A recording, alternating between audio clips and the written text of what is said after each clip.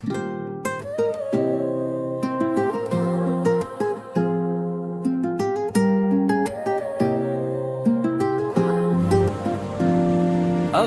அஹ்மா அஹ்மாயே அஹ்மா, உங்குரல் கேட்கும் நிமிடமே என் உயிர் விழிக்குதே. நீ சொன்னால் மட்டும் நான் கேட்பேன், என்ன சொன்னாலும் மனம் தாழ்ந்து நான் கேட்பேன்.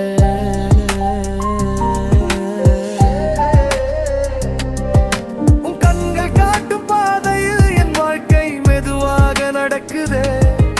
உன் அன்பு என்னை கட்டி போடும் போது இந்த உலகம் எல்லாம் மறக்குதே.